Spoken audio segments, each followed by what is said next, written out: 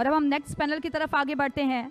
अब मैं इनवाइट करना चाहूँगी मिस्टर सुधीर कुमार अग्रवाल जी को कि वो मंच पर आएँ और हम नेक्स्ट सेशन की तरफ आगे बढ़ते हैं। इसके अलावा मिस्टर अंजनी कुमार पांडे जी को भी मैं मंच पर बुलाना चाहूँगी।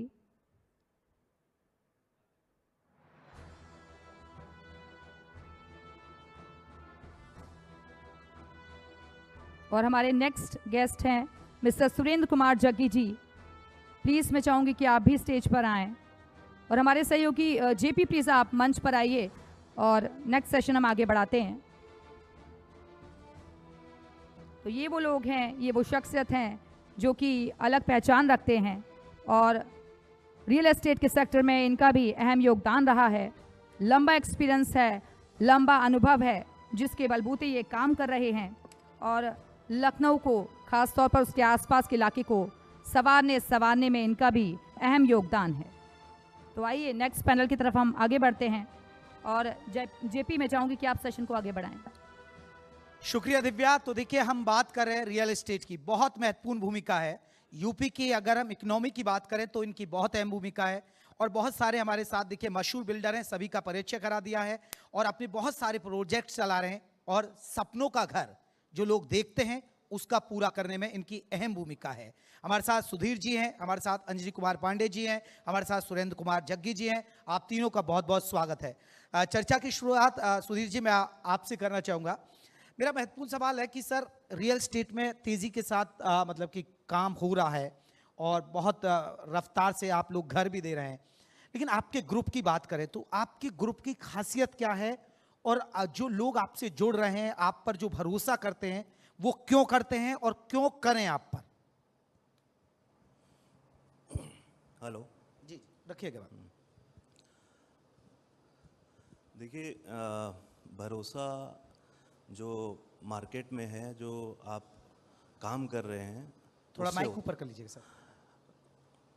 जैसे क्या है, भरोसा जो है वो आपकी जो पास्ट प्रोजेक्ट्स हैं उससे आता है। और जब से रेरा आया है तब से डेवलपर्स को काफ़ी जो पहले ही बताया सर ने कि जो डिफरेंशिएशन हुआ है कि जो ढंग से काम कर रहे हैं, क्वालिटी से काम कर रहे हैं और टाइम से काम कर रहे हैं। तो हम लोगों का सबसे बड़ा, जब रेरा नहीं भी था तब से हमारा यही था कि जो भी प्रोजेक्ट, जो भी टाइमलाइंस में हम लोगों को ऑफ़र कर रहे हैं, वो उस टाइम पे हम उस प्रोजेक्ट को कंप्लीट करें और क्वालिटी कंस्ट्रक्शंस दें, जो कि जो घर अपना जो सारा मूल चूल जितना अपनी सेविंग्स हैं जो डेवलपर्स को देता है, उसकी सेविंग्स टाइम से घर मिल जाए और अच्छी सुविधा मिल जाए, अच्छी सोसाइटी मिल जाए और वो अपना चैन से वहाँ रहे। यही वो डेवलपर से एक्सपेक्ट करता है और वही हम लोग कोशिश करते हैं कि हमारी टैगलाइन भी है कि योर ट्रस्ट आवर प्राइड।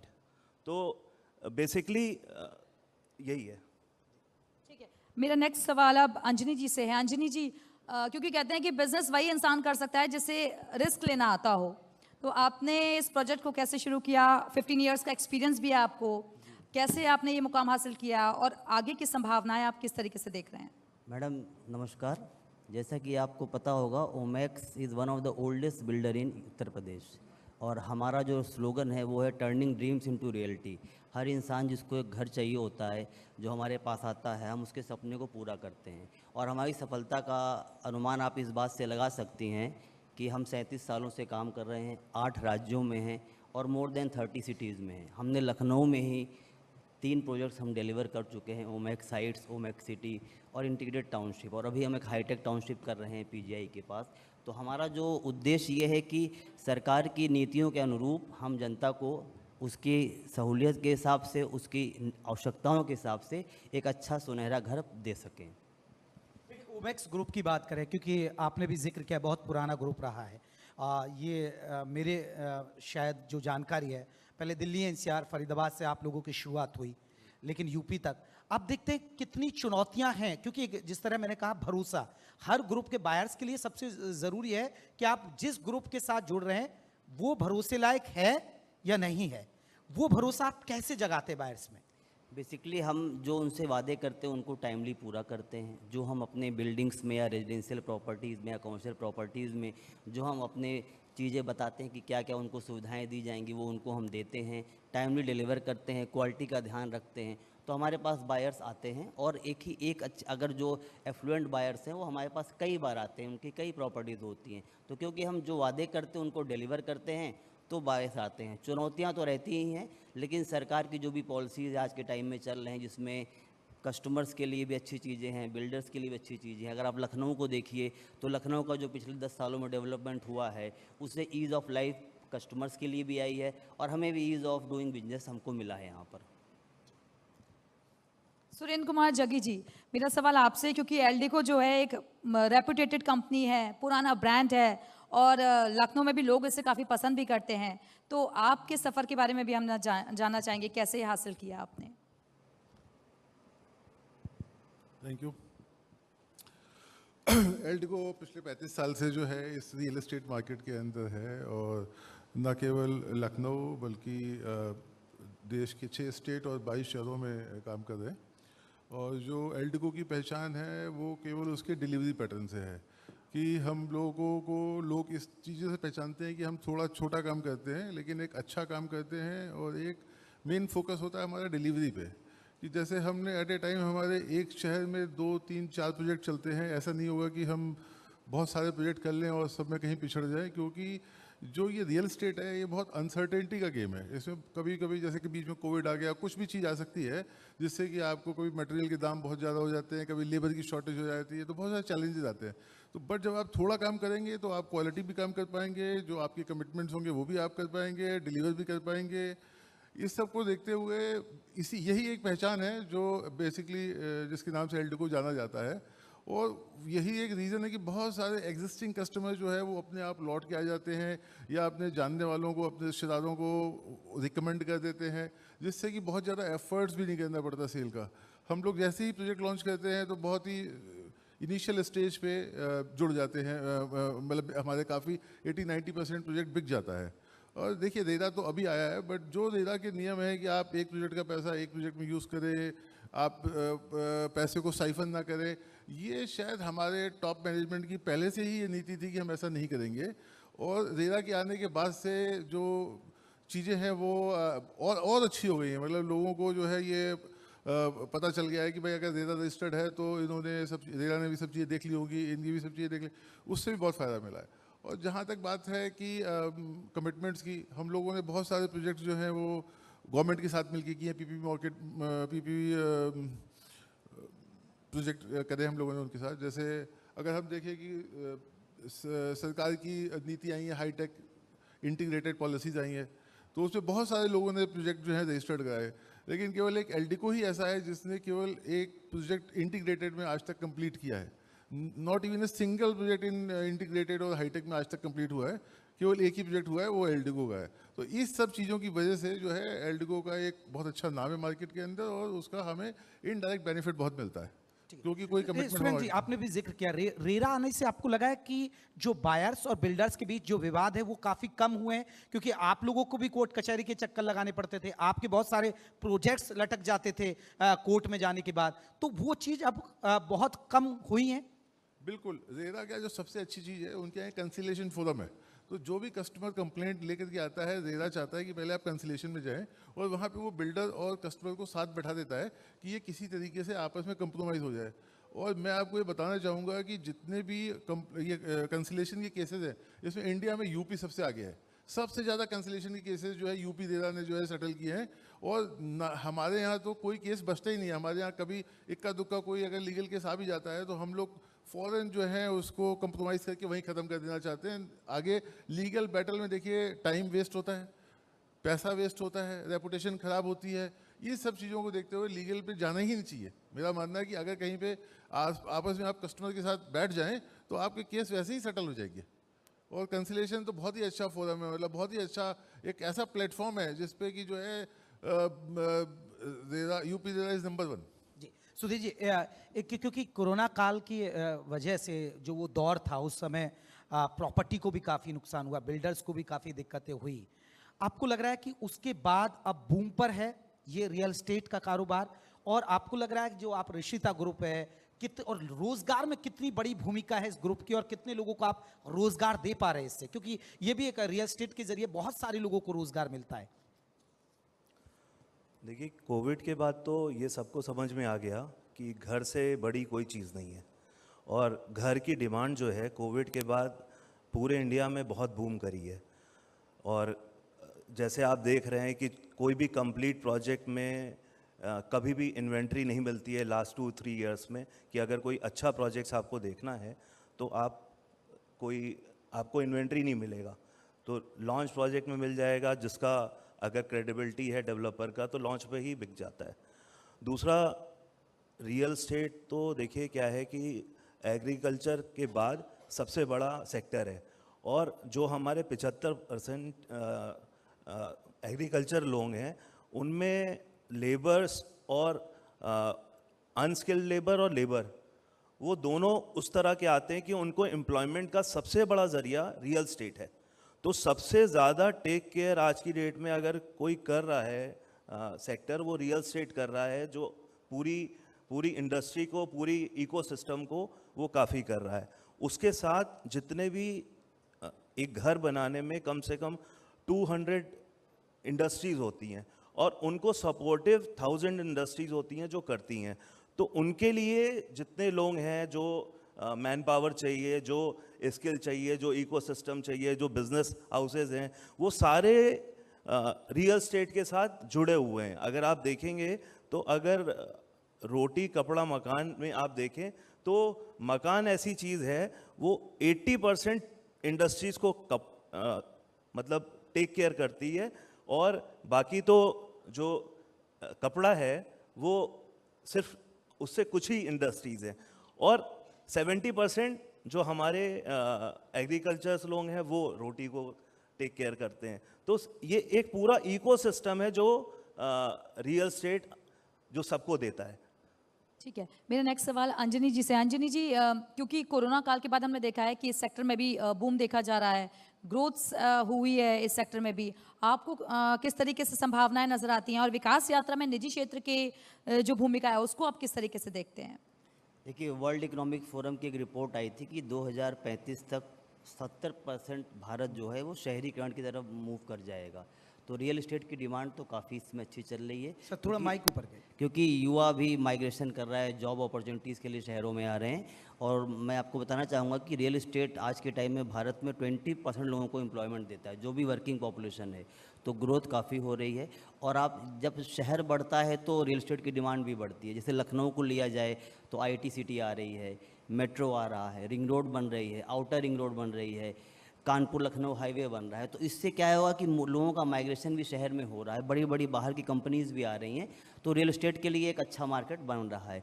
इसके साथ ये बताएं कि जैसा जहाँ तक रोज़गार की बात आपने बताई थी, तो जैसे सर ने बताया कि रियल एस्टेट जो रोज़गार देता है वो तो डायरेक्ट है, उसके पीछे जब रियल एस्टेट की डिमांड बढ़ती है तो सीमेंट इंडस्ट्री हुई, स्टील इंडस्ट्री हुई, या बिल्डिंग मटेरियल्स की इंडस्ट्री हुई, उसमें भी लोगों को रोज़गार अब इनडायरेक्टली रूप से मिलता है।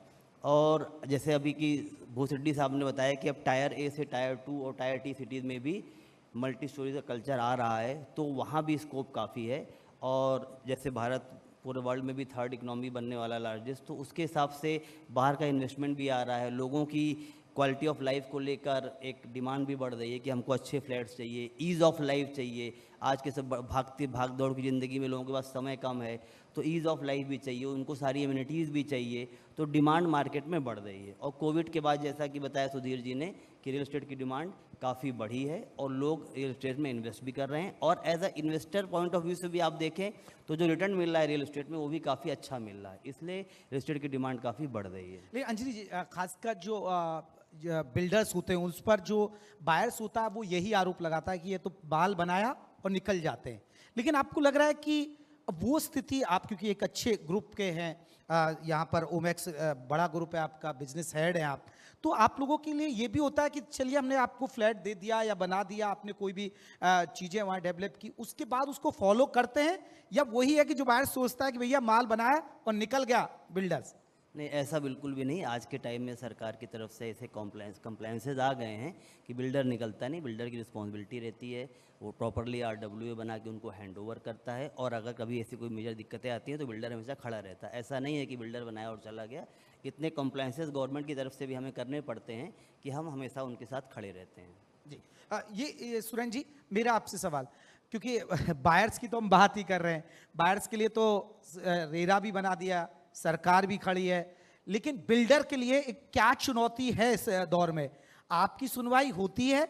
सरकार से क्या उम्मीदें करते हैं एक बड़े बिल्डर के तौर पर कि देखिए सरकार को इस क्षेत्र में हमारे भी सहयोग करने की जरूरत है? ये रेरा जो है वो केवल बायर्स के लिए नहीं है, बिल्डर्स के लिए भी है। ये दोनों, ये थोड़ा सा मार्केट के अंदर ये थोड़ा सा एप्रीहेंशन है कि केवल बायर्स के लिए नहीं है, बिल्डर्स के लिए भी वो रेरा उतना ही सपोर्ट करता है जितना बायर्स को करता है। दूसरा ये है कि जो तो इसका गवर्नमेंट, फायदा हुआ बायर्स बिल्डर को भी? हाँ, बिल्डर्स को फायदा हुआ ना। जैसे ही हम अपने प्रोजेक्ट पे एडवर्टाइजिंग पे रेरा रजिस्टर्ड की मोहर लगाते हैं तो कस्टमर का नेचुरली कॉन्फिडेंस बढ़ जाता है, वो फौरन समझता है कि हाँ भाई इन लोगों ने किया। तो उससे कहीं ना कहीं जो फिल्टर होकर चीज़ें आ रही ना, रेरा के आने के बाद से चीज़ें थोड़ी फिल्टर हो गई हैं। पहले क्या था कि कोई भी अपना ऐड दे देता था, अब भी रेरा के आने के बाद से ना कंप्लायंसेस बहुत बढ़ गए। तो कंप्लायंसेस जब बढ़ जाते हैं तो बहुत सारे डिफरेंट इंडस्ट्री के लोग जो कि इस रियल एस्टेट में आ गए थे, पान मसाले वाले आ गए थे, आपके ज्वेलर्स आ गए थे, जिनके पास पैसा था वो सब रियल एस्टेट इंडस्ट्री में आ गए थे। और जैसे ही ये रेरा आया उसके बाद से क्या हुआ कि जब उन्होंने देखा कि ये क्वार्टरली रिपोर्ट देनी है, ये आपको इस तरीके की हर चीज़ देनी है, तो कंप्लायंसेस इतने बढ़ गए GST पे, तो उनको समझ में आ गया कि नहीं, तो अब दो धीमे धीमे जो है वो एग्जिट हो रहे हैं। They are now become investor. जो पहले वो बिल्डर बन गए थे, जो इन्वेस्टर से बिल्डर बने थे, फिर बिल्डर से फिर इन्वेस्टर की ओर जा रहे हैं। तो जो है इस टाइम जो है वो कंसोलिडेशन हो रहा है। जो कंसोलिडेशन हो रहा है उसमें क्या हो रहा है कि हर, अभी देखिएगा आप आने वाले कुछ समय में, मतलब आज से 10-15 साल में हर शहर में 4-5 बिल्डर ही रह जाएंगे, और वही बिल्डर रह जाएंगे जो काम करने वाले होंगे। जिन्होंने, जैसे आपने कहा कि एक प्रोजेक्ट किया उसके बाद चले गए, वो सब खत्म हो जाएंगे। वो सब जो है वो कंसोलिडेशन। सुरेन जी, जैसे अब ऑनलाइन सिस्टम हुआ है चीजों में, तो बिल्डर्स को लगा है कि फायदा हुआ, नहीं तो बहुत सारी चीजों के लिए आप NOC के लिए फलाने दफ्तर के चक्कर काटते हैं बिल्डर्स भी, और उन्हें काफी दिक्कतें भी होती है। वो तो अभी भी जाना पड़ता है NOC के लिए। ऐसा कोई ऑनलाइन सिस्टम नहीं है कि हमने एक वहाँ से LDA से मिली कि आप इस 10 डिपार्टमेंट से NOC लेके आए तो उस 10 डिपार्टमेंट वाले अपने आप दे देंगे। वो तो आपको जाना ही पड़ेगा, कि लेना ही पड़ेगा। जैसे अब आपका नक्शा है, नक्शा में लेना ही पड़ेगा, देना भी पड़ता है? लेना ही पड़ेगा, देना पड़ता है। मैं अंडर टेबल, क्योंकि अधिकारी ज्यादातर परेशान करते हैं, उस टॉपिक पे लेके जा रहा था। ऐसा नहीं है सर कि जो है देना ही पड़ेगा। अगर आपका काम सही है तो बिना दिए भी काम होता है। ऐसा कोई जरूरी नहीं कि आपको देना ही पड़ेगा। अगर काम अपना सही करिए। पहले ये होता था कि आप गलत काम करते थे तो आपको हर अफसर ब्लैकमेल करता था। अब बिल्डर भी समझ गया, उन्होंने कहते हैं हाँ पे गलत करना ही नहीं, हम सीधा काम करेंगे, हम क्यों ब्लैकमेल हों। एक चीज़ को 10 बार, एक हर सीट पे 10 बार अफसर आएगा तो वो 10 ही बार वो आपको ब्लैकमेल करेगा। तो इसलिए बेटर यही है कि अपना काम ही बढ़िया करिए।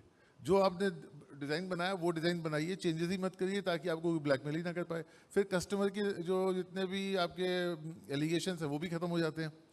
दूसरा, जो अभी आपने एक दूसरी बात पूछी कि गवर्नमेंट क्या सपोर्ट होता है। देखिए, गवर्नमेंट तो चाहती है सपोर्ट करना, लेकिन हो क्या रहा है कि शायद अभी उतना सपोर्ट नहीं हो पा रहा जितना और हो सकता है। जैसे इंफ्रास्ट्रक्चर के मामले में बहुत सारी चीज़ें हैं जो अभी नहीं हुई हैं। मास्टर प्लान में रोड्स बना दी गई हैं, दिखा दी गई हैं, लेकिन वहाँ मास्टर प्लान पे रोड ही नहीं है। अब वो रोड बनाएगा LDA तो उसको पहले ज़मीन एक्वायर करना पड़ेगा, उसके लिए उसे कंपनसेशन देना पड़ेगा, फिर उसको पैसा लगाना पड़ेगा। उससे क्या होता है कि जो अनप्लान डेवलपमेंट है वो बढ़ता जा रहा है। अगर लखनऊ से वाकिफ़ हों तो अगर आप फैज़ाबाद रोड पे जाएँ तो देखिए, मेन फैज़ाबाद रोड पे 200-300 मीटर तक फ्रंट पे जितना है वो सब बन गया है, और पीछे की लैंड खाली पड़ी हुई है। अगर यहीं पे ये जोनल प्लान बन गया होता शहर का, और उसमें थोड़ी थोड़ी दूर पे हर 30 मीटर या 45 मीटर की सड़क अंदर तक चली गई होती, तो ये डेवलपमेंट अंदर तक चला जाता। बिल्कुल, कई चीज़ों को अपग्रेड करने की भी ज़रूरत है। सुधीर जी, मेरा सवाल आपसे, क्योंकि आजकल के लोगों के दिमाग में आता है घर तो चाहिए, लेकिन लोग अब वो वाला फील नहीं रहा कि मिडिल क्लास वाला घर चाहिए, लग्जीरियस घर चाहिए। अब लोगों के दिमाग में होता है, क्योंकि इन्वेस्ट भी कर लेते हैं, फिर उसके बाद उनको इंटीरियर भी कराना होता है, प्रॉपर तरीके से दिमाग में लेकर चलते हैं। तो आप लोग जब एक बिल्डिंग तैयार करते हैं तो किन किन चीज़ों का ध्यान रखते हैं? क्योंकि ग्रीनरी भी चाहिए होती है, प्रॉपर स्पेस भी देना होता है, इसके अलावा नींव जो होती है वो भी मजबूत होनी चाहिए। तो कैसे आप लोग ये तैयार करते हैं? देखिए, हम लोग जो भी प्रोजेक्ट करते हैं उसमें सबसे पहले हम ध्यान ये रखते हैं कि जो क्लब हो वो सारी सुविधाएं हो क्लब में, जैसे जिम हुआ, स्विमिंग पूल हुआ, आपका बैंक्वेट हॉल हुआ, है ना, थिएटर हुआ, और भी बहुत सारी क्रैश हुआ और रेस्टोरेंट्स हुए। तो ये सारी जो बेसिक एमिनिटीज़ हैं उसकी लॉबी हुई, जो जहाँ वो एंटर करेगा, कोई आपका बाहर से आया तो आप उसे लॉबी में बैठा सकते हो, अपने घर में ले जाना है, अगर इतना प्राइवेट है तो उसको घर में ले जाओ, नहीं तो आप लॉबी से ही उसे वोट कर लो। उसके बाद सबसे ज़्यादा हम लोगों का फोकस होता है लैंडस्केप। जो लैंडस्केप है प्रोजेक्ट का वो काफ़ी अच्छा होना चाहिए, ग्रीनरी अच्छी होनी चाहिए, जिससे आज की डेट में एक फ्रेश एयर मिले, ग्रीनरी मिले, क्लब मिले और अच्छा घर मिले। और मतलब अगर अच्छा घर है और मतलब एक तो क्या है कि जैसे एक कोई बड़ा प्लॉट है 10 एकड़ का, उसमें अगर आप बनाते हो तो 100% मतलब जो अप्रूव्ड है वही बनता है। आप घर भी एक छोटा बनाओगे, अगर आप अपना ही घर बनाओगे तो गवर्नमेंट के नॉर्म्स इतने स्ट्रिक्ट हैं कि आप वो 100% वो बना नहीं सकते हो, कि उसमें सेटबैक्स जो छोड़ने हैं, जितनी पार्किंग छोड़नी है, वो सारी चीज़ें आप नहीं कर सकते हो। जो एक बड़े प्रोजेक्ट्स 10 से 20 एकड़ 25 एकड़ के प्रोजेक्ट्स होते हैं, उनमें आपको ईच एंड एवरीथिंग अप्रूव्ड होगी, जो कि कोई भी उसमें, जैसे इन्होंने बोला कि आपको ज़रूरत ही नहीं है, क्योंकि आपके पास पार्सल ऑफ लैंड है बड़ा, जिसमें आप गवर्नमेंट के जितने भी जो भी बाईलॉज हैं वो आप सारे पूरे कर सकते हो, आपको ज़रूरत ही नहीं है। सर, ऋषिता ग्रुप, अब आपका लक्ष्य क्या है, क्या टारगेट है, क्या विजन लेकर चल रहे हैं कि देखिए भविष्य में हम अगले 5 साल का हमने ये रोड मैप तैयार किया अपने ग्रुप के जरिए? देखिए, हमारा विजन यही है कि जितने भी प्रोजेक्ट्स हम करें वो टाइम से हम प्रोजेक्ट को कंप्लीट करें और क्वालिटी कंस्ट्रक्शन दें। जो कस्टमर हमारा है वो हमसे जो एक घर ले रहा है वो हम पे और विश्वास बढ़े हमारा। और जितने भी हमने प्रोजेक्ट्स अभी तक किए हैं वो सारे हमने डिलीवर किए हैं। एज ऑफ नाउ लखनऊ में हम लोग करीब करीब 2 से 2,500 रजिस्ट्रीज कर चुके हैं विद इन 16 ईयर्स। तो ये अपने में एक लखनऊ शहर के हिसाब से इस स्पैन में काफ़ी बड़ा अचीवमेंट है। अंजनी जी, मेरा सवाल आपसे है, क्योंकि ये जिस बात का जिक्र अभी सुधीर जी कर रहे थे, वही सवाल मेरा आपसे भी है कि जब भी हम कोई प्रोजेक्ट तैयार करते हैं तो उसके लिए ट्रस्ट और क्वालिटी से कोई समझौता नहीं करना चाहता, तो उसके लिए आप लोग किस तरीके से काम कर रहे हैं और अपकमिंग प्रोजेक्ट्स आप लोगों के क्या हैं? आने वाले वक्त में हम कैसे देखेंगे ऊंचाइयों पर आपकी कंपनी को? मैडम, आने वाले समय में जैसे आपको मैं बताना चाहूँगा कि अभी हमारी कंपनी ने यूपी गवर्नमेंट के साथ पीपीपी मॉडल पे 6 बस अड्डों को डेवलप करने का भी प्रपोजल दिया था, जो एक्सेप्ट हो गया है। तो हम 6 बस पोर्ट डेवलप कर रहे हैं जो शहर के बीचों बीच जन सुविधाओं को भी अच्छा करेंगे। जहाँ तक हमारी कंपनी का बात है तो रेजिडेंशियल और कॉमर्शियल क्षेत्र में अभी हम 3 प्रोजेक्ट लखनऊ में पूरे कर चुके हैं, एक कर रहे हैं, एक का हमको लाइसेंस मिल गया है। वृंदावन में हमारी एक टाउनशिप कंप्लीट है, एक और हम कर रहे हैं। गोरखपुर में हम कर रहे हैं, प्रयागराज में कर रहे हैं। कॉमर्शियल में हमने 2 ग्रेटर नोएडा में डिलीवर किया है। तो हमारा प्लान ये है कि टायर 2 और टायर 3 सिटीज़ में भी हम गवर्नमेंट की पॉलिसीज़ के साथ काम करते हुए जनता को अच्छे हाउसेज दिलाएंगे। और एक चीज़ मैं और बताना चाहूँगा कि जैसे जो गवर्नमेंट का फ्लैगशिप प्रोग्राम है हाउसिंग फॉर ऑल, तो अब टाउनशिप में ये भी नियम है कि हमको एक particular amount of units EWS category के लिए और LIG कैटेगरी के लिए भी हम बना के देते हैं। तो उस वे में भी हम गवर्नमेंट के साथ अलाइन होकर हम जो सरकार का सपना है कि सबके पास घर हो, उसमें हम अपना कंट्रीब्यूशन दे रहे हैं। सुरेंद्र जी, क्योंकि देखिए अब हम चर्चा के आखिरी पड़ाव पर हैं, वही सवाल आपसे कि अब आप अपने ग्रुप को लेकर क्या विजन लेकर चल रहे हैं और कैसे बायर्स में भरोसा जगाने की प्लानिंग करते हैं और क्या लक्ष्य है अब आपका?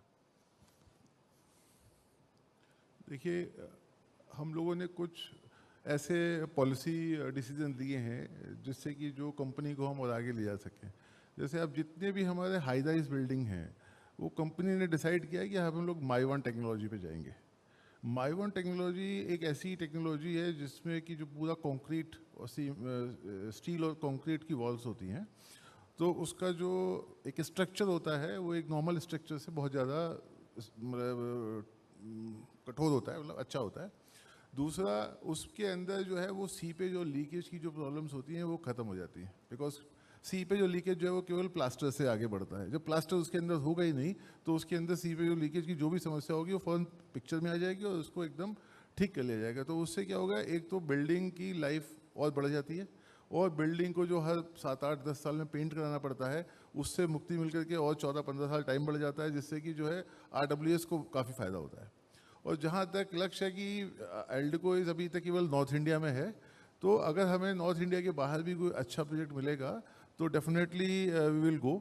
अब तीसरा ये है कि हम लोगों ने अब पहले हर सेगमेंट में काम करना शुरू कर दिया है। जैसे पहले हम लोग जो है ये जो घर बनते थे, सेकंड होम बनते थे, जो पहाड़ों पे बनते थे, जो कोविड के बाद से जिनकी डिमांड आई, 8-8, 10-10 करोड़ रुपए के एक घर होते हैं, वो उस सेगमेंट में हम लोग नहीं थे, उस सेगमेंट में आ गए हम लोग। और उसके अलावा एक लग्जरी सेक्टर में थोड़ा हम लोग कम थे, उसमें भी हम लोग थोड़ा सा बढ़ गए कि एक थोड़ा सा लग्जरी। आज की डेट में हम जो लखनऊ में एक प्रोजेक्ट कर रहे हैं वो one of the costliest department है और one of the best department है इन टर्म्स ऑफ फैसिलिटीज़, और बहुत अच्छा रिस्पॉन्स आ रहा है उसका, बहुत अच्छे से वो बिक रहा है और बहुत अच्छे से बन भी रहा है। तो विज़न केवल यही है कि जो हम लोग जिस पैरामीटर पे थे उस पैरामीटर को, उस सेटिस्फेक्शन को कस्टमर की और बढ़ाना और उसको और आगे ले जाना। पड़ोसियों से कंपटीशन रहता है, बहुत रहता है, सबसे रहता है, बट कंपटीशन में नहीं देखिए तो अपने लक्ष्य पर ध्यान है या पड़ोसियों की भी स्ट्रेटेजी पर ध्यान रखते हैं कि ये हमसे कितना सस्ता दे रहे हैं या कितना अच्छा दे रहे हैं? नहीं, देखिए हम तो महंगा बेच रहे हैं, हमें सस्ते से कोई मतलब ही नहीं, हम तो महंगा बेच रहे हैं ना, तो हमें कोई उससे सस्ता नहीं पड़। देखिए कंपटीशन होना एक बहुत अच्छी बात है। हाँ। जब तक आप एक दूसरे के साथ कंपटीशन नहीं करेंगे तो आगे नहीं बढ़ेंगे। कंपटीशन तो होना ही चाहिए। आज अगर आप एक सेक्टर को उठा ले, एक एरिया को उठा के देख लें जहाँ पे 4 डेवलपर हैं, वो सेक्टर सबसे जल्दी चमकेगा, बिकॉज हर आदमी उस एरिया में अपने आप को बेस्ट करने की कोशिश करता है, तो वो सेक्टर बदलेगा। जहाँ पे केवल एक ही प्रोजेक्ट होगा वहाँ पे आपका कंपटीशन नहीं होगा, तो वहाँ पे आपकी डिमांड कम आएगी। अगर आप देखें ग्रेटर नोएडा को देखें, यमुना एक्सप्रेसवे को देखें, कितने बिल्डर आ गए हैं, तो एक मार्केट बन गया। मार्केट बनते ही सब चीज़ों के रेट नोएडा में आज आसमान छू रहे हैं। तो मार्केट तो बनना ही चाहिए, कंपटीशन तो होना ही चाहिए, लेकिन आपको अपनी चीज़ों पे बिल्कुल खास ख्याल रखना है कि जो आपने कमिटमेंट किया वो उसका ऑनर हो। ठीक, अंजलि जी कंपटीशन मानते हैं या ठीक है नहीं हम तो अपना टारगेट है, हमारी ये नीतियां हैं, इसी पर हमें आगे चलना है? नहीं, कंपटीशन नहीं मानता हूँ। मुझे लगता है कि जो भी बेस्ट प्रैक्टिसेस होनी चाहिए वो जहाँ से भी सीखने को मिले हमको सीखनी चाहिए। अगर हमें कुछ इनसे सीखने को मिलता है तो हम बिल्कुल सीखते हैं, और अगर हमसे किसी को सीखने को मिलता है तो उसको भी सीखना चाहिए। अगर आप किसी इंडस्ट्री में हैं, किसी ट्रेड में हैं, तो जो स्टेट की बेस्ट प्रैक्टिसेस हों उसको हमेशा हमको इम्बाइब करते रहना चाहिए। चलिए बहुत बहुत शुक्रिया सर, आपने अपने अनुभव शेयर किए और हमें बताया, और उम्मीद करते हैं कि आपसे एक आखिर में आपसे सवाल सर, आपका कोई मैसेज हमारे मंच के जरिए आप देना चाहें, एक बिल्डर्स के तौर पर, एक डेवलपर्स के तौर पर, जो आम उपभोक्ताओं तक आप पहुंचाना चाहते हो हमारे मंच से? बस मेरा यही मैसेज है, जब आप घर लें तो उसका डेवलपर का ट्रैक रिकॉर्ड ज़रूर देखें। उसको ये ना देखें कि सस्ता दे रहा है और उसने पीछे क्या किया है और कितना उसने उस पर भरोसा उसके काम पे करें, उसके नाम पे ना करें, उसके काम पे करें। और ये देखें कि आपका हार्ड एंड मनी दे रहे हैं आप, तो आप एक जैसे शादी करते हो तो आप एक डिसीजन ले सकते हो कि हाँ भाई उसको बहुत देखते हो, उसी तरह घर जब ले रहे हो आप तो बस ऐड देख के नहीं, उसके पास्ट जो उसने करा हुआ है और चीज़ें देखी हुई हैं, क्योंकि वो एक आपका हार्ड एंड मनी है। तो मेरा यही है कि वो आप थोड़ा सा सोच समझ के करें तो आपको समस्या कम से कम होगी। अंजलि जी आपका क्या मैसेज है? मेरा यही मैसेज है कि ओमैक्स पिछले 37 सालों से सबको घर दे रहा है, अच्छे घर, और हम आगे भी अपील करेंगे कि ओमैक्स से घर लें और उसके काम को सराहें, क्योंकि हमारा उद्देश्य सिर्फ घर बनाना ही नहीं है, हमारा उद्देश्य नेशन बिल्डिंग भी, कि हम अपनी तरफ से कंट्रीब्यूट कर सकें सरकार की पॉलिसीज़ को पूरा करने में। Thank you. जग्गी साहब। ये सबसे मेजर पॉइंट तो यही है कि आपको ट्रैक रिकॉर्ड देखना है, उसके सारे अप्रूवल्स वगैरह देखें, रेरा से चेक करें, और इसके अलावा मेरा इसमें कुछ ज़्यादा कहने का नहीं है। नहीं, क्या ब्रांड मायने है, जैसे अभी सर कह रहे हैं, या ये भी देखना है कि आपको सुविधा दे भी रहा है ब्रांड या नहीं? ऑफ कोर्स जब आप उसके अप्रूवल्स देखेंगे तो आपको पता चल जाएगा वो क्या सुविधा दे रहा है। ये नहीं है कि केवल ब्रांड, तो देखिए डिलीवरी से ही बनता है, ब्रांड केवल एडवर्टाइजिंग से नहीं बनता, ब्रांड को डिलीवरी देनी पड़ेगी। जब आप डिलीवर देंगे तो ब्रांड तो अपने आप बन जाएंगे, लेकिन आप जब उसको प्रोजेक्ट में लेंगे तो वो आपके लिए कैसे, कितना बेनिफिट है, मुझे किस लोकेशन पे चाहिए, वो कस्टमर के ऊपर होता है कि मुझे अलीगंज में चाहिए कि गोमती नगर में चाहिए कि आलमबाग में चाहिए। और दूसरा ये है कि ट्रैक रिकॉर्ड तो बिल्डर का इसलिए देखेंगे कि डिलीवरी होगी कि नहीं होगी, और उसके approvals, naturally approvals in line है कि नहीं है, और उसका पहले पास्ट का क्या ट्रैक रिकॉर्ड है। जी सुधीर जी कुछ कहना चाह रहे हैं?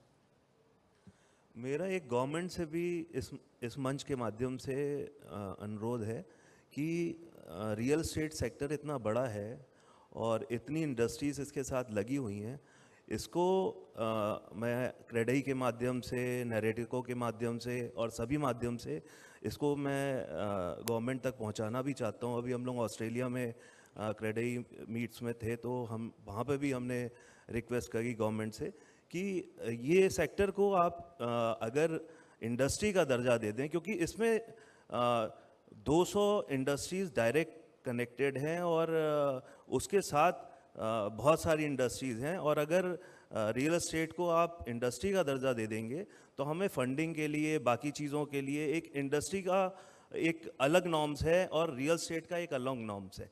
तो दोनों को अगर रियल एस्टेट को इंडस्ट्री का दर्जा दे दिया जाए तो हमें लगता है कि काफ़ी और सरल हो जाएगा और उपभोक्ताओं को और ज़्यादा अच्छी मतलब प्रोजेक्ट्स मिलेंगे, फंडिंग मिलेगी डेवलपर को, तो काफ़ी सुविधा मिलेगी। जी अंजलि जी, ये एक सवाल कि गवर्नमेंट से, क्योंकि जग्गी साहब ने भी बताया कि देखिए हमें ये उम्मीद है, आप लोग क्या चाहते हैं कि गवर्नमेंट से ये उम्मीद है, क्योंकि हमारे मंच के जरिए, सोशल मीडिया के जरिए, टीवी के जरिए लोगों तक पहुंचेगी, सरकार तक की आपकी बात पहुंच पाए। इंडस्ट्री का दर्जा तो हम अपील करेंगे ही, इसके साथ साथ जो कंप्लायंसेज हैं वो काफ़ी टेक्निकल रहते हैं, अगर उनका भी सरलीकरण कर दिया जाए तो हमारी हेल्प हो जाएगी, कंप्लायंसेज का भी।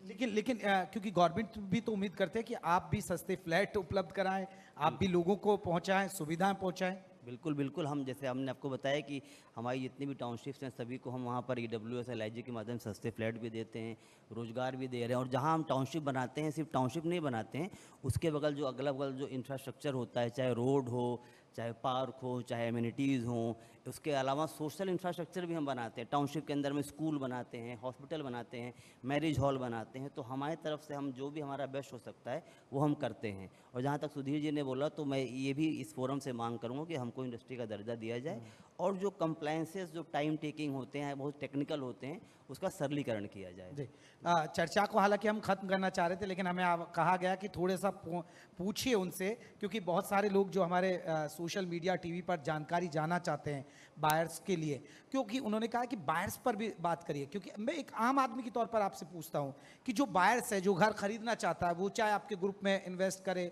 या ऋषिता ग्रुप में इन्वेस्ट करे या वो इल्डिको में करे, उसको देखना क्या चाहिए, देखे क्या, और किन किन कि भाई ये चीज़ें पूरी कर रहा है बिल्डर्स, तब वो कदम रखे। जैसा कि अभी भूस रेड्डी साहब ने बताया, जब से रेरा आया है तब से जो परफॉर्मेंस वाले बिल्डर्स थे वही बचे हैं। तो हम लोग रेरा की गाइडलाइंस के हिसाब से परफॉर्म कर रहे हैं। हमें यहाँ पर 3 दशक से 37 सालों से हम यहाँ पर काम कर रहे हैं। तो जो भी कस्टमर है उनको ट्रैक रिकॉर्ड देखना चाहिए, हमारी विश्वसनीयता देखनी चाहिए, और रेरा के जो भी नॉर्म्स हैं उनको हम पूरा कर रहे हैं, उसके लिए उसको रेरा की वेबसाइट पर जाके देखना चाहिए। तो कस्टमर को चाहिए ट्रांसपेरेंसी, हमारी है अकाउंटेबिलिटी। कस्टमर अपनी ट्रांसपेरेंसी से अपने फ्लैट लेगा, हमारी अकाउंटेबिलिटी है कि हम जो उनसे वादे करते हैं उनको हम पूरा करेंगे। सुरेंद्र जी, वही मेरे सवाल आपसे, क्या देखे बायर्स जब अपना घर खरीदे? और एक सवाल और जोड़ लेते हैं इसमें कि यहाँ तक पहुँचने में बहुत सारे चैलेंजेस भी रहे होंगे, स्ट्रगल भी रहा होगा आपका, तो प्लीज़ आप वो भी शेयर कीजिए कि कैसे यहाँ आपने एल्डिको जो आपका ब्रांड है उसे कैसे आपने एग्जिस्ट करवाया। दोनों सवालों का जवाब शायद मैं पहले दे चुका हूँ, मैं इसको रिपीट कर देता हूँ कि जो ब्रांड जो यहाँ तक पहुँचे हैं वो केवल एक डिलीवरी के मेन रीज़न था, डिलीवरी, कि हम लोगों ने टाइमली डिलीवरी करी, क्वालिटी डिलीवरी करी और एक ट्रांसपेरेंट रहे अपने कस्टमर के साथ, जिससे कि कस्टमर्स का कॉन्फिडेंस बढ़ता गया और हम आगे बढ़ते गए। यही पॉलिसी हमारी आगे भी रहेगी कि हम इसको जो है कंटिन्यू रखें और ज़्यादा मार्केट को कैप्चर करें और नए एरियाज़ को कैप्चर करें और अपने मार्केट सेगमेंट को बढ़ाएं। और जहाँ तक कस्टमर के लिए है कि कस्टमर को क्या आप बोलना चाहेंगे, तो मैं कस्टमर को बोलना चाहूँगा कि बिना पूरे अप्रूवल हुए, आजकल कई जगह ऐसा भी होता है कि बिना रेरा आए, बिना अप्रूवल हुए, थोड़ा मार्केट के अंदर पहले से कुछ लोग जो हैं उसको कमिटमेंट कर देते हैं कि साहब आप हमें टोकन अमाउंट दे दीजिए, हम आप थोड़ा सा ले लेते, आपको दे देंगे, जब ये रेरा आ जाएगा तब बेच देंगे, थोड़ा सा पैसा इकट्ठा करते हैं। तो जब तक आपका सब चीज़ें ना देख लें तब तक आप कोई इन्वेस्टमेंट ना करें। और जहाँ तक उसकी अप्रूवल्स की बात है तो नेचुरली रेरा नहीं सर, मैंने कई बार देखा है, बहुत सारी जो बड़ी कंपनियों को भी देखा है, वो मान लीजिए आप प्लॉट काट रही हैं या कुछ ऐसा होता है, तो वो कह देती कि हमारा अभी हम सस्ता दे रहे हैं, अभी रेरा से अप्रूव हो जाएगा तो फिर उसके बाद आपको हम कागज दे देंगे। उस स्थिति में क्या करना चाहिए? नहीं जाना चाहिए, नहीं उसमें जाना नहीं जाना चाहिए। हाँ। रेट आ जाएगा तब जाएंगे, तो चाहे जो भी रेट महंगा मिले, लेकिन कम से कम आपका पैसा सिक्योर रहेगा। अगर इन द मीन टाइम नहीं आए तो आप कहीं नहीं जा सकते, ना तो आप रेरा जा सकते हैं, ना कोर्ट जा सकते हैं, कुछ नहीं कर सकते, और आपका पैसा फंस जाएगा। तो आप एक रिस्क ले रहे हैं, सस्ते के लिए रिस्क ले रहे हैं, तो सस्ता ना ले बल्कि अच्छा ले। सस्ता नथिंग, सस्ता नहीं होना चाहिए, चीज़ अच्छी होनी चाहिए और आपको जो कमिटमेंट है वो मिलना चाहिए। ठीक है, देखिए हमारे साथ ये ऋषिता ग्रुप से, ओमेक्स ग्रुप और इल्डिको ग्रुप है। आपके कोई सवाल हो इन बिल्डरों से? आपको किसी बिल्डर ने कोई परेशान तो नहीं किया तो पूछ सकते हैं आप जी। माइक जरा पहुंचा दीजिए प्लीज, उनका सवाल है जल्दी से। चले मैं पहुंचा देता हूं।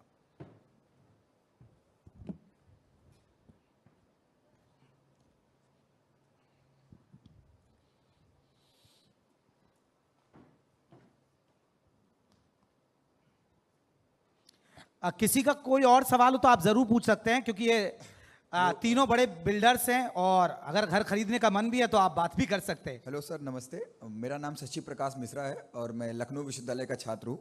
जैसे रेरा 10 मार्च 2016 में आया, तो क्या बिल्डर्स जो हैं सोशल साइट्स पे, सोशल नेटवर्किंग साइट्स पे फ़ोटोज़ कुछ और दिखाते हैं और जब हम विजिट करने जाते हैं तो वहाँ पर कुछ और दिखाते हैं? इस परिस्थिति में जो ग्राहक है वो क्या करें, राय दीजिए आप।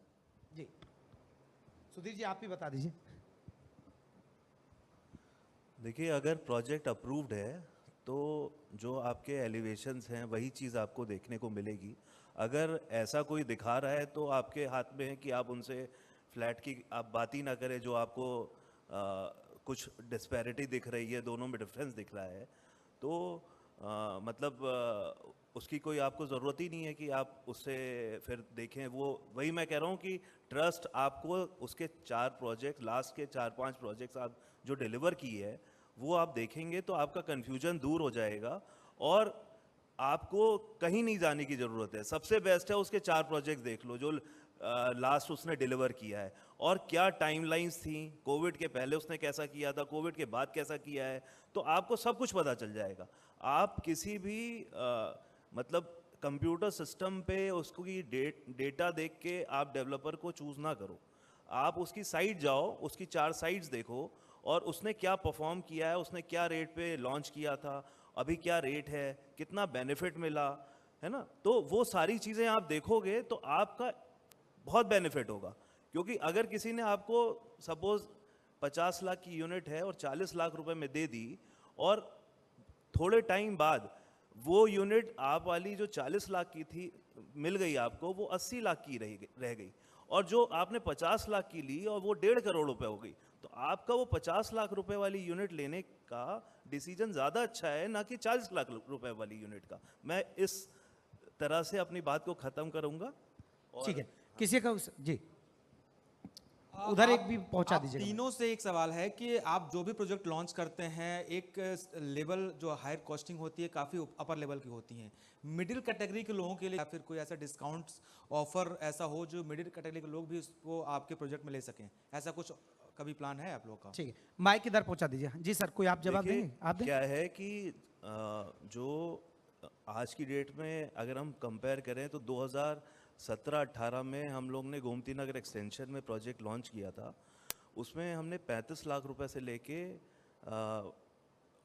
50-60 लाख रुपए में स्टार्टिंग प्राइस हमने रखी थी। तब लैंड कॉस्ट सस्ती थी, कंस्ट्रक्शन कॉस्ट सस्ती थी, तो प्राइजेस वो थे। अब क्या हो रहा है कि लैंड कॉस्ट हो गई है काफ़ी महंगी। अब डेवलपमेंट अथॉरिटी से भी हम लैंड लेते हैं तो काफ़ी कॉस्टली है, और अगर आप थोड़ा सा सिटी के बाहर जाएंगे तो आपको आज भी कम प्राइस में मिल जाएगी। तो सबसे ज़्यादा प्राइस का जो फैक्टर होता है वो लैंड के प्राइस पे गवर्न करता है। तो जो हमने 35 लाख की थी वो आज 90 लाख रुपए की है यूनिट।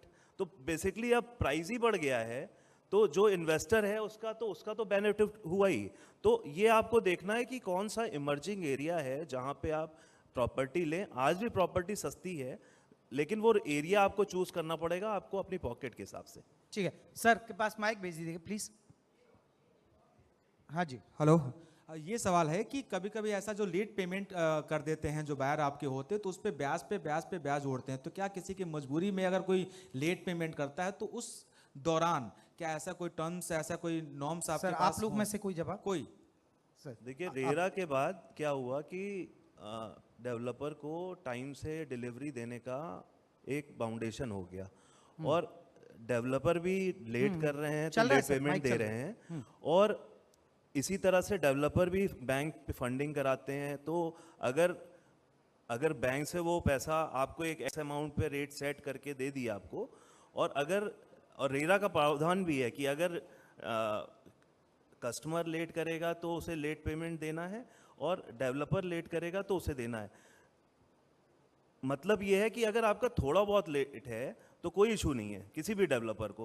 अगर मैं इनकी बात करूं या और किसी की बात करूं, अगर आपका इंटेंट क्लियर है कि आपको यूनिट लेनी है, कि सिर्फ आपने 5% बुकिंग अमाउंट दे दिया और आपने यूनिट होल्ड कर ली और 6 महीने तक आप पेमेंट नहीं कर रहे हो, तो इसमें मुझे नहीं लगता है कि मतलब कोई सरवाइव कर सकता है। यही सवाल जगी साहब, क्यों बहुत लोगों की दिक्कत है। देखिए हर किसी की स्थिति एक जैसी नहीं होती, उसने मेहनत करके ले लिया, स्थिति बिगड़ गई, फिर वो अगर किश्त नहीं दे पा रहा है, 1-2 महीने डिले भी हो जाती है तो ब्याज लगा दिया जाता है, वो एक बहुत बड़ी दिक्कत आती है। जी आप हाँ माइक जी, चल जी। रहा है सर, वो आप रखिए। हाँ करे भाई, माइक जरा ऑडियो हेलो। उठाइए जी। देखिए जितनी भी कंपनीज हैं सब इस चीज़ों को कंसीडर करती हैं कि अगर किसी की कभी कोई मजबूरी हो गया या कुछ मेडिकल उसके साथ प्रॉब्लम हो गई तो जो भी रिलैक्सेशन होता है वो हर कंपनी करती है। लेकिन एक उसकी ये इंटेंशन ही है कि उसे हर बार ही इंस्टॉलमेंट लेट करनी है या नहीं देना है, उसने केवल इसलिए लिया हुआ है कि जब दाम बढ़ जाएंगे तो मैं बेच दूंगा, तो उस केस में इंटरेस्ट चार्ज होना चाहिए। और इंटरेस्ट चार्ज होने के लिए जो रेरा का नियम कानून है कि MCLR प्लस 1% पे, तो MCLR प्लस 1% पे इंटरेस्ट देना चाहिए। बहुत सारे डेवलपर पहले 18%, 15%, 12% लेते थे, वो सब खत्म हो गया अब। जो और हमें भी उतना इंटरेस्ट देना पड़ता है और उनसे भी उतना इंटरेस्ट लेना पड़ता है। लेकिन इसके बावजूद भी अगर किसी का कोई जेन्युइन रीजन होता है तो उस पर डेफिनेटली कंसीडर किया जाता है कि उसको रिलैक्सेशन दिया जाए। ठीक है बाबूजी। Very good afternoon everybody. मेरा प्रश्न स्पेसिफिकली जी वालों से कि आप तो ये जितनी बिल्डर्स आए हैं they are very reputed builders and they do not digress from their norms. मेरा प्रश्न है कि आप उन बिल्डर्स को बुलाइए जो ऑलरेडी कंट्रोवर्सी में हैं। I give a very specific example of बाया वीवर, वो सेक्टर 129 नोएडा में है। सर मीडिया के सामने विवादित बिल्डर्स कैसे आएंगे? नहीं वो तो हमसे और दूर भागेंगे ना sir. I agree, but the thing is जो उनकी पार्टीज है ये तो साफ सुथरे बिल्डर हैं इसलिए हमारे साथ बैठे हैं, नहीं ये भी हमसे दूर भाग जाते हैं। नहीं, आपका जो मीडियम है इज सो स्ट्रांग, अगर आप उनकी तरफ अगर आप अपना माइक और कैमरा करेंगे I think they will be. Sir आपका इनसे कोई सवाल हो तो आप कर सकते हैं तीनों बिल्डर्स। नहीं, I have no questions for that. मेरा प्रश्न सिर्फ यही था, माय दिस थिंग टू जी। नहीं बिल्कुल सर, देखिए जी मीडिया अगर आपकी कोई लोगों के साथ परेशानी होती है, कोई बिल्डर धोखा देता है तो हम आवाज उठाते हैं, हम उनको मंच देते हैं। हम ऐसी बहुत सारी खबरें चलाते हैं जो कोई बिल्डर किसी के साथ चीट करता है, किसी को नहीं दे रहा, कोई धरने पर बैठ जाते हैं, किसी सोसाइटी के अंदर कोई सुविधाएं नहीं पहुंचा रहा है, तो हम प्रमुखता से उठा रहे हैं। और अगर आपकी समस्या है तो सर हमारे यहाँ के जो लोकल संवाददाता हैं उनसे मिलिए और वो आपका जरूर सहयोग करेंगे sir. Thank you very much. Anyway जी का जो आपका ये एक्सपोजर दे रहे हैं it is very credible and I thank you for this. Thank you very much. और किसी का कोई सवाल हो? यानी लगता है बिल्डरों से खुश है लोग हैं, बहुत ज़्यादा दिक्कतें नहीं आ रही हैं, इसका मतलब है ये। चलिए एक अब क्योंकि अब चर्चा को हम खत्म करेंगे, क्योंकि थोड़ी देर बाद डिप्टी सीएम ब्रजेश पाठक जी भी मंच पर आएंगे, क्योंकि अब एक बहुत बड़ा सवाल है। रेरा की बात हो गई, बायर्स की बात हो गई, अब एक सवाल है कि आपने विजन भी बता दिया। अब एक बात आती है बहुत सारे बिल्डर्स की छवि की बात, मैं इसी से जोड़ कर ले रहा हूँ कि छवि पर बहुत असर ऐसा पड़ता है जो वैसे विवादित बिल्डर्स हैं। आप लोग जो ब्रांड वाले बिल्डर्स हैं, आप लोगों की एसोसिएशंस भी होती होगी, तो आप इस तरह का कोई कदम क्यों नहीं उठाते हैं कि उन बिल्डरों पर रोक लगे जिससे आप लोगों को भी फायदा हो और आपकी बदनामी ना हो? देखिए गवर्नमेंट तो कर ही रही है। अब आप देखिए अक्सर आपको 2 सालों से दिख रहा होगा अवैध प्लॉटिंग जितनी भी हो रही हैं, रोज़ पेपरों में आता है, रोज़ निकलता है। लेकिन अब अगर कहें गवर्नमेंट सब कुछ कर लेगी, हमें भी ये देखना पड़ेगा कि हम ऐसी प्लॉट्स में जहां अप्रूवल नहीं है, अवैध प्लॉटिंग चल रही है या अवैध कंस्ट्रक्शन चल रहा है, वहां पे हमें नहीं लेना है। जब रेरा आ गया तो अभी भी क्या हो रहा है कि कुछ लोग लुभावनी स्कीम दे रहे हैं, और जब रेरा आ ही चुका है तो रेरा के बाद जब अप्रूव्ड हो के जो स्कीम मिले वही चीज़ आप परचेज करिए तो इशू ही नहीं रहेगा। देखिए जो जगह होती है ना, वहाँ वो जगह तभी अच्छी बनती है जब वहाँ के लोग अच्छे होते हैं। तो हमें अच्छा बनना पड़ेगा, हमें अच्छा डेवलपर, अच्छा कस्टमर और अच्छी सरकार हमारी से ही आएगी। तो हमें एक दूसरे को देख के और सही डिसीजन लेने पड़ेंगे। जी पंडित जी, ये मेरा सवाल आपसे, क्योंकि जैसे आपने कॉम्पिटिटर तो हैं एक दूसरे का, लेकिन क्या सहयोग भी करते हैं? सहयोग से ही दुनिया चलती है, सहयोग बिल्कुल करते हैं। कभी कोई समस्याएं होती तो आपस में डिस्कस करते हैं, कोई इश्यूज डिस्कस करते हैं। और जहाँ तक आपने बोला सरकार से, हम लोग डिफरेंट जो गवर्नमेंट के फोरम्स हैं वहाँ अपनी आवाज़ उठाते रहते हैं। जैसे अभी अपना जो रिंग रोड है उसके चारों तरफ इलीगल कंस्ट्रक्शन हो रहा है, तो उसके बारे में जो भी अथॉरिटीज उनको हम अपडेट करते हैं। जी जी चलिए, बहुत बहुत शुक्रिया। ये पैनल हमारा बहुत लंबा हुआ क्योंकि आप टॉप बिल्डर्स हैं और सभी बायर्स के लिए ये भी दिक्कत होती है क्या करें क्या ना करें। आपसे बहुत चीज़ों का पता चला है बायर्स को भी, और आपकी क्या दिक्कत है वो भी हो सकता है कि सरकार तक बात पहुंचे। बहुत बहुत शुक्रिया आपका। और देखिए, हम यहाँ छोटे से ब्रेक के लिए रुकेंगे। ब्रेक के बाद आपको बता दें, डिप्टी सीएम ब्रजेश पाठक हमारे साथ इस मंच पर जुड़ेंगे, उनसे बिल्डर्स बायर्स के बारे में बात करेंगे और राजनीति मुद्दों पर भी बात होगी, छोटे से ब्रेक के बाद।